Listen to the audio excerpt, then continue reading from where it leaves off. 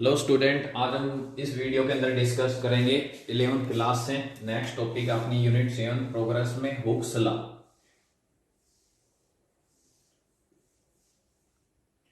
Hooke's law Hooke's law क्या होती है, देखिए सुनिए ध्यान से। आपने पिछले लास्ट जो वीडियो था उसके अंदर हमने पढ़ा स्ट्रेस और स्ट्रेन। ये हमारे पास मान लो कोई भी एक स्ट्रिंग है, यहां पर आपने वेट हैंग कर दिया, इसके साथ हमने एक पॉइंटर लगा दिया जिसके साथ स्केल अटैच है।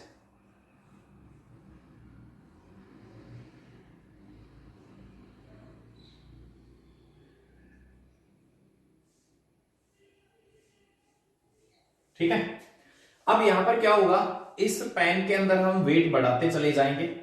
इस साइड में जितना भी आप लोड अप्लाइड करेंगे, ठीक है, इधर एक्सटेंशन जो भी होगी वो इस स्केल के ऊपर मेजरमेंट होगी। तो क्या हुक्स लॉ क्या स्टेट करती है कि टोटल जो लोड आप जिधर जो अप्लाई करोगे वो आपकी डायरेक्टली प्रोपोर्शनल होगा एक्सटेंशन के। Load applied is directly proportional to extension. अगर हम यहां पर ग्राफ डिनोट करें लोड अप्लाइड और एक्सटेंशन के बीच में, तो वो हमारा स्ट्रेट लाइन ग्राफ आता है within an elastic limit, एक इलास्टिक लिमिट के अंदर। ठीक है, या in you can say that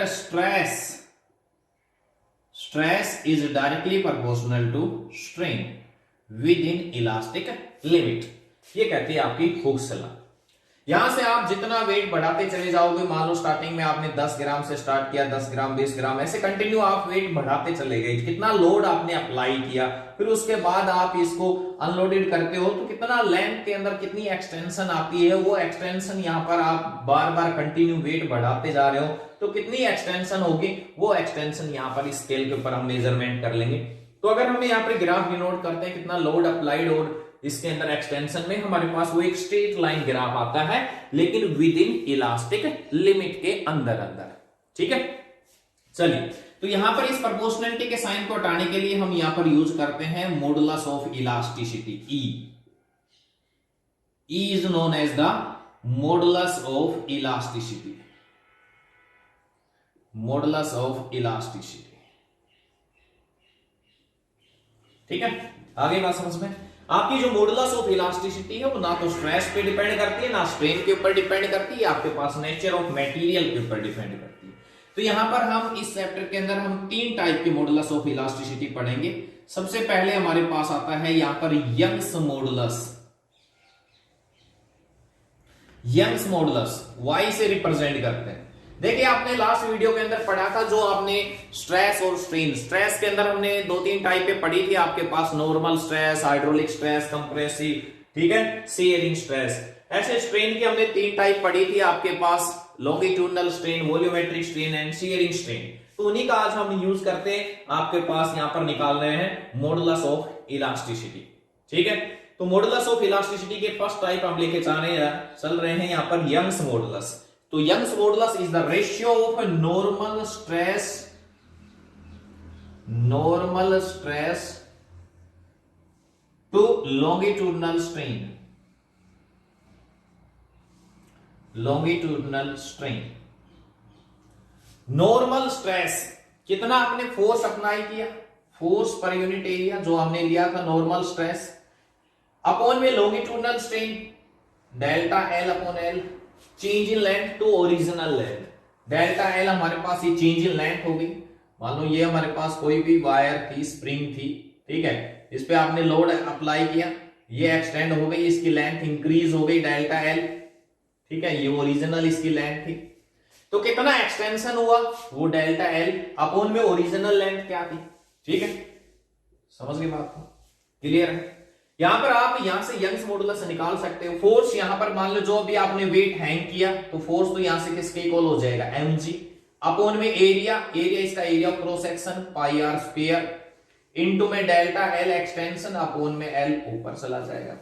ठीक है, तो यहां से आप यंग्स मॉडुलस निकाल सकते हो किसी भी सॉलिड की। हालांकि ये सभी के अंदर लाई करता सॉलिड, लिक्विड, गैस के अंदर, लेकिन सॉलिड के अंदर सबसे ज्यादा होती है। ठीक है, अच्छा, यंग्स मॉडुलस कोई भी एक रिजिड बॉडी की, एक परफेक्टली रिजिड बॉडी की यंग्स मॉडुलस क्या होगी, इंफिनिटी।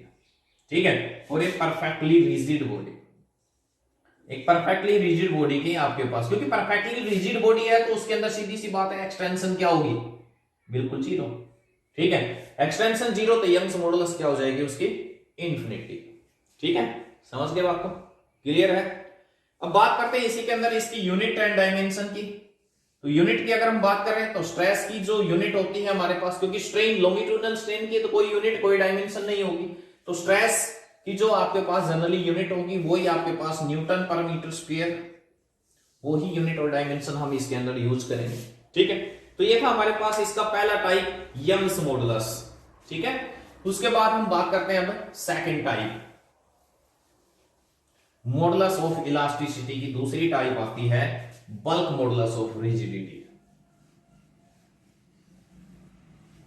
सेकंड टाइप हमारे पास आती है बल्क मॉडुलस।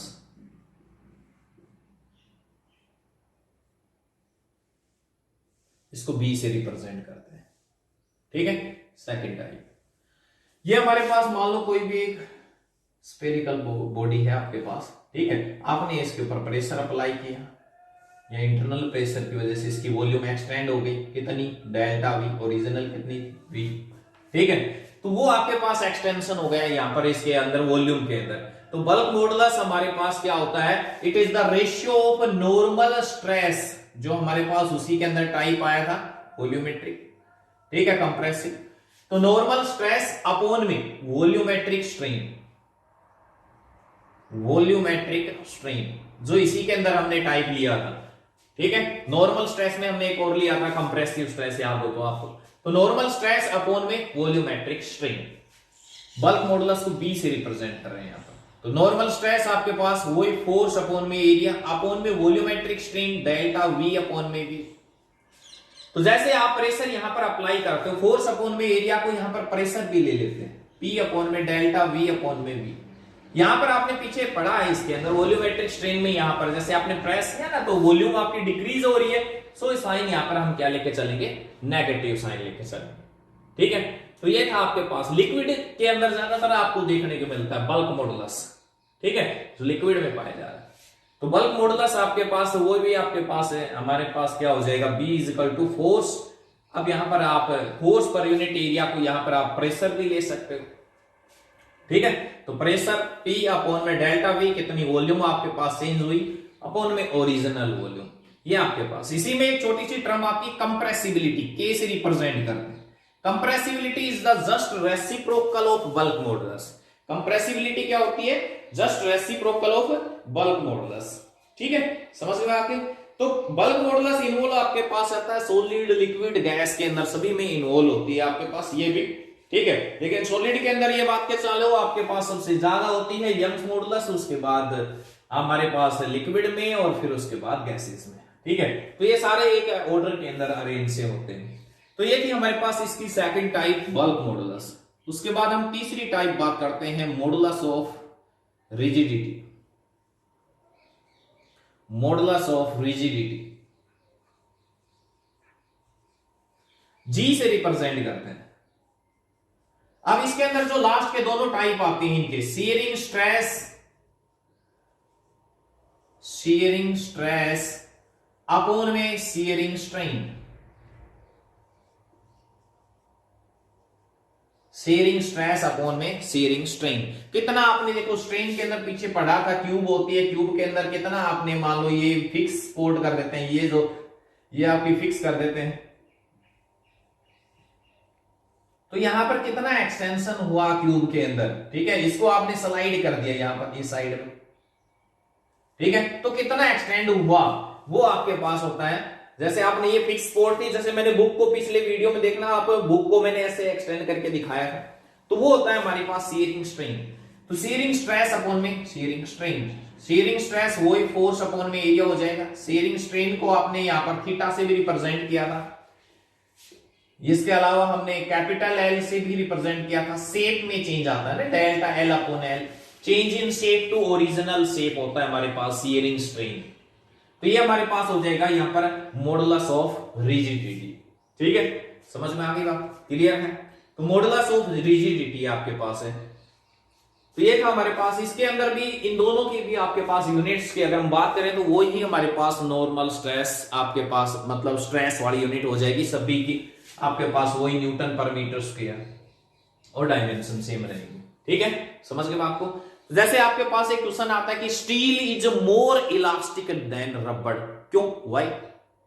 तो देखिए आपने अभी निकाला यंग्स मॉडुलस, तो यंग्स मॉडुलस में हमारे पास फॉर्मूला आ गया फोर्स अपॉन में एरिया डेल्टा एल अपॉन में। ठीक है, अब देखिए अगर हम बात करें दोनों के अंदर स्टील और रबड़ में, दोनों को अगर हम एक्सटेंड करते हैं तो एक्सटेंशन हमारे पास किस में ज्यादा होगी, रबड़ में। ठीक है, तो जिसका यंग्स मॉडुलस ज्यादा होता है ना वो ही हमारे पास एक परफेक्टली इलास्टिक माना जाता है। तो यहां पर एक्सटेंशन सबसे ज्यादा होगी वो किस में होगी, रबड़ के अंदर। तो यंग्स मॉडुलस आपकी इनवर्सली प्रोपोर्शनल है एक्सटेंशन के।